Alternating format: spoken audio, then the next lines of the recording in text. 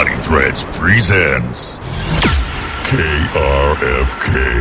Live the Rock. Hey, this is your fearless frontman, the metal cowboy, Ron Keel. Thanks for listening to KRFK Radio. You know, a big part of our mission on this station is to support new music, and we play a lot of it. If you've been listening over the last couple of weeks, I'm sure you've heard the two fresh cuts from Black and Blue. Now you're going to hear the story behind those songs and an update on all things B&B as I'm joined by my good friend and frontman for Black and Blue, Jaime St James. Hello, Saint. Thanks for doing this.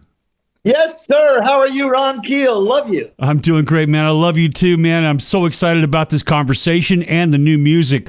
Congratulations to you and the band, Jaime. The new tunes, man, I don't know which sports analogy suits us best. A slam dunk, a home run, a touchdown pass in overtime. But, man, you hit all those bases on these new tracks, all of the above. And the video for Lifeline, as we speak, closing in on 100,000 views. And the response from the fans has been off the charts. Yeah. Who knew? We all knew. All the Black and Blue fans knew. We've been waiting a long time for this. Well, one of the things about it is, in my humble opinion here, is that we haven't really done anything in a long time as far as release anything. We've played live over the years. A lot of, we don't get around a lot either. We don't play clubs. We don't make it to every town. We play the good shows that we get, hired to do. But to release something like this, it's been a long, long time. And I think some people are kind of shocked and happily surprised. It's like, wow, this is good, Yeah. And look, truth be told, it's an older song that Tommy and I wrote back in the day that never made it on an album. And for whatever reason, that song was around when we went to Germany to do the first album. We wrote it that year. And for some reason, Dieter didn't choose it. And so all these years later, it's just a demo. Let's do it right with the new band, the new guitarists. And it just came out sounding great. It did. That's news to me and news to many of our fans. We didn't know that was a classic B&B song from the Thayer era. So that's really cool that you found that lost treasure and resurrected it for a new generation. Yeah, and it's a brand new recording that we just did months ago.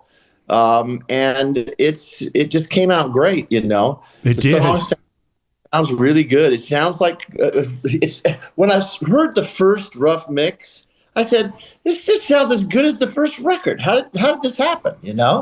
Crazy. Well, the production is incredible. Your voice sounds young and strong as always. And a lot of bands from our era, Jaime, they say it's not worth creating, writing, recording, and releasing new music. You and I obviously disagree with that philosophy. Talk about Black and Blue's commitment to not only doing it, new music, whether it's an old song or not, it's a new recording, doing it and doing it right and doing it well. What was that decision when you decided, let's bring this thing out and polish it up and give it to the public?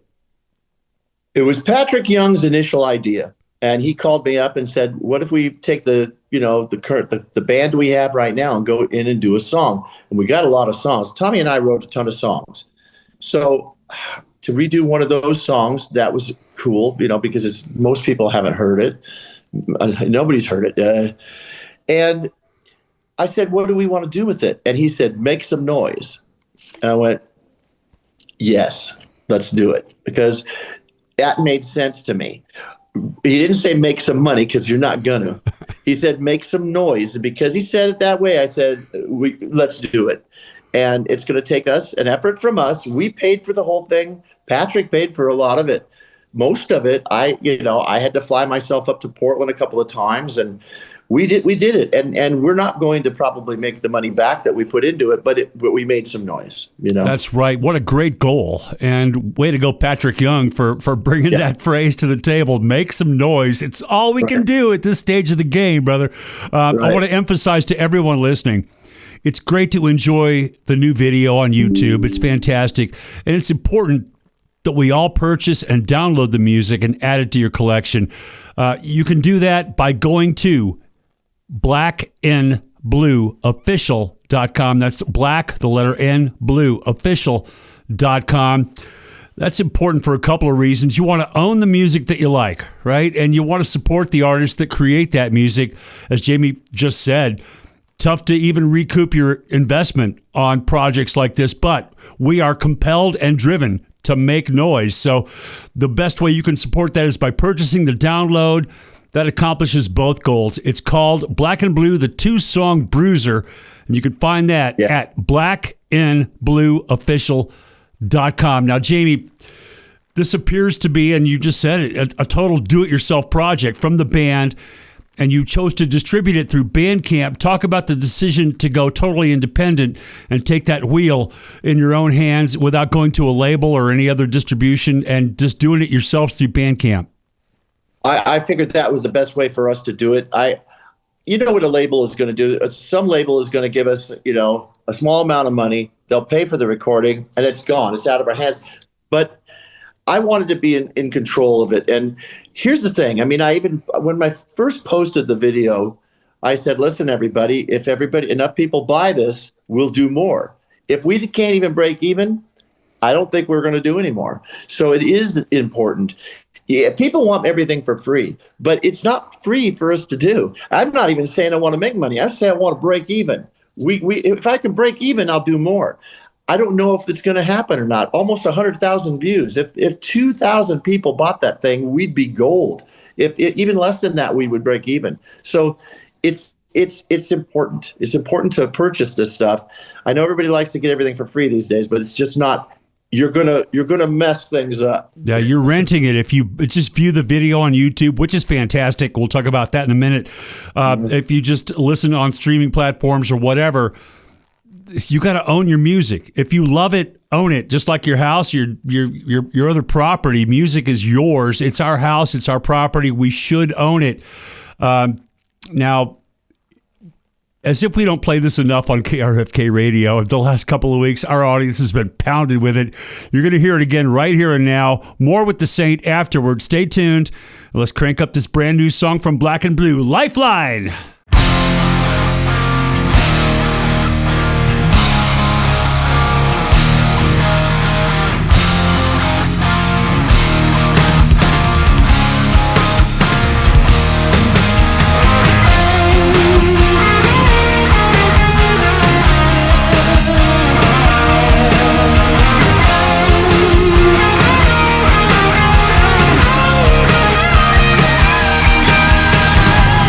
People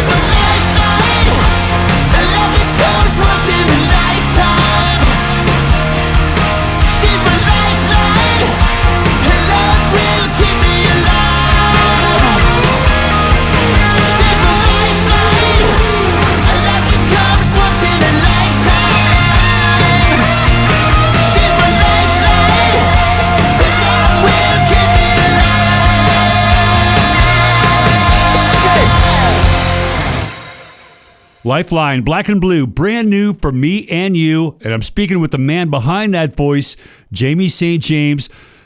You're already getting the inevitable questions, and we talked about this before the song played, from fans wanting a full album after this tease.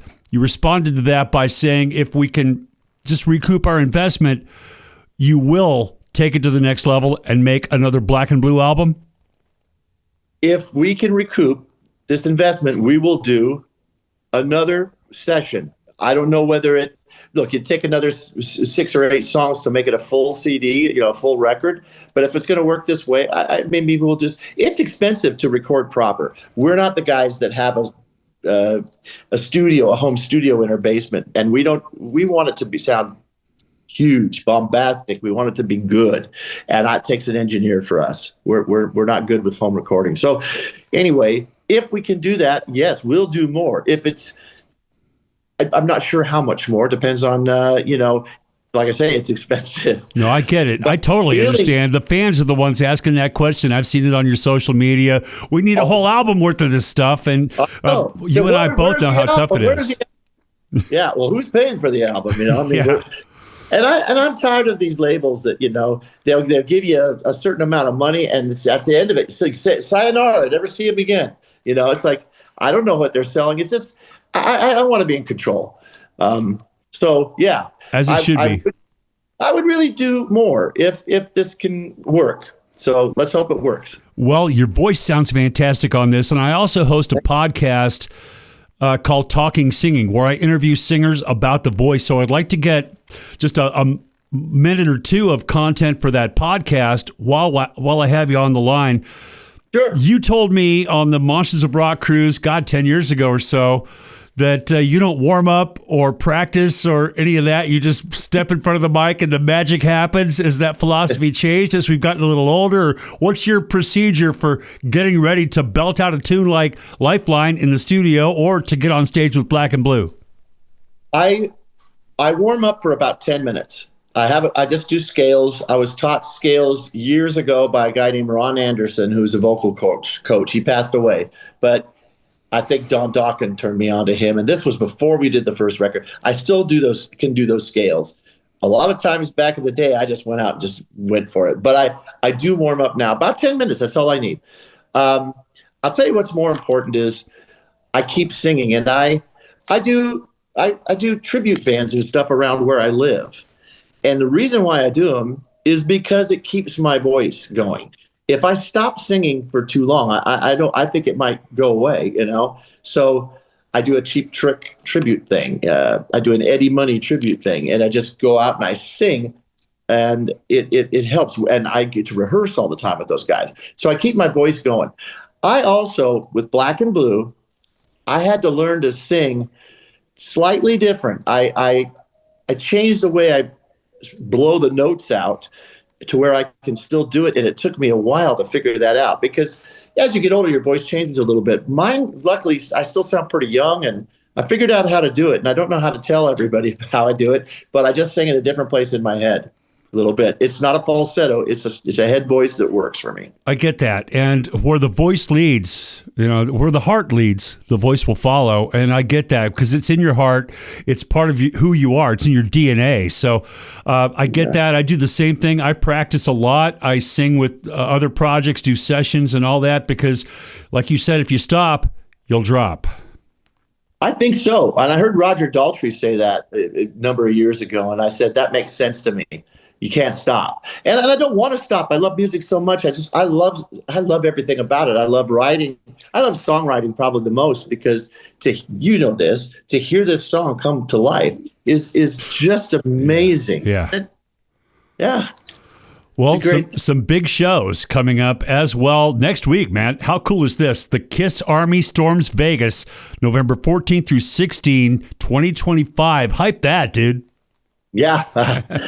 We got a call from them. Actually, I got a call from Tommy Thayer, and he said, "Hey, you got to call this guy. We're doing this Kiss event. They're calling it a landlocked cruise in Vegas, and I guess Doc McGee was at a super fan forum somewhere and said, who should we have on when we do this?" And the fans were saying Black and Blue, and they contacted us and said, "We want you for this." I was like, "You're kidding me, man? That's so." So we are doing that next weekend. I'll be going to Vegas next Friday, and there's a lot of exciting things going to be happening about that. But this is very cool, and I love the KISS organization. Absolutely fantastic, and you're coming full circle again with Gene, who produced your records back in the day, and obviously we have a lot of common ground there. It's so cool that you can get back with KISS at the KISS Army Storms Vegas next week, November 14th through 16. And I'm sure there was probably one guy in the back row standing up yelling, "Keel, Keel," and nobody heard him, right? There was. You bet. And Black and Blue back on board the 2026 Monsters of Rock cruise. Always a great time. Congratulations for that. And are you going to be including the new material in the set list? Lifeline will be played from now on. And just right now, Lifeline's in the set. I mean, it's like almost we have another single, You've got to. Yeah, it's now it's one of your biggest hits already, and it's just been out for a short time. I'm sure that thing's going to continue to blow up on YouTube. And again, at blackandblueofficial.com, get those downloads, buy the track, add this music to your personal collection. It means a lot to the artists, and it's going to mean a lot to you. 10 years from now, when you're looking for that Black and Blue Lifeline track, you'll know right where to find it. Jamie, you and I have had some cool times out on the road, man. Can you share one of your favorite Ron Keel memories with us? I will, but it's going to go. I will. It's going to go back. I can't share them all. No, I got to go back to the very first one because it's my favorite. Black and Blue, we had just getting started in LA, and we played this little place called Madame Wong's, and I've told the story before, but since it's you here, I got to talk about it now. There were 6 people in that club, and 5 were our girlfriends. The other was Ron Keel. And here's the cool thing. I knew about Ron Keel, only I hadn't met him yet, but I used to see him in Band Magazine. He's all dressed. I think you had black and white pants, one leg black, one leg white. You had a whole outfit thing. He comes walking in, Madame Wong's in that outfit. And I go, "That's that guy.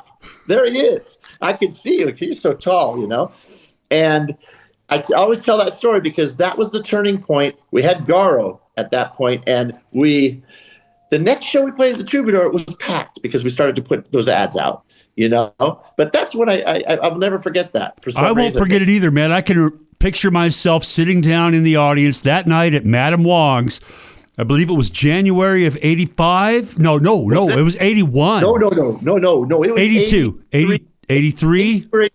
All right. Well, the 80s, they kind of all blend together. I remember sitting in the front row and seeing this band, Black and Blue. I immediately became a fan and just thought and still think that one of the best rock bands with the songs, the stage performance, the presence, the energy, the attitude to come out of that entire era. So I was really glad I showed up that night and really glad that we're still here together, rocking and talking 40 plus years later. All right, then. How about some St. Keel trivia? Okay. How many Keel albums did you sing on? Whew. Well, I'm going to... Man, I think 2. 4. 4 Keel albums. You sang on The Final Frontier.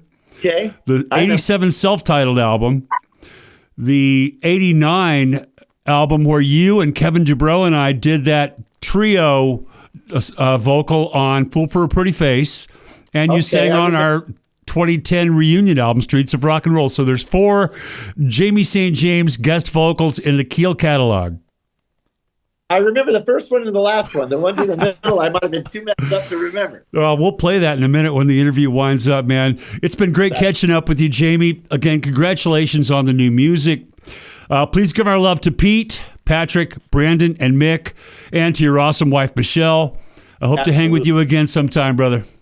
Well, we have to do that. And congratulations to everything you got going on. You are such a busy guy, hardworking dude. I see it on the social media. This guy doesn't stop. And as you shouldn't, because you always done things your way. You don't listen to anybody else, and that's what I love. You're your own man, and you do a great job. And I miss you, and good luck to you because you're doing so much. Thank you, great. Saint. If we stop, we drop. Right. Let's make some noise. Make some noise. Now back to the music. Here's a blast from the past. It was that track I was just talking about. Ron Keel, Jaime St. James, and the late, great Kevin Dubrow belting out this Humble Pie classic on KRFK Radio. Fool for a Pretty Face. Live the rock. KRFK. Live the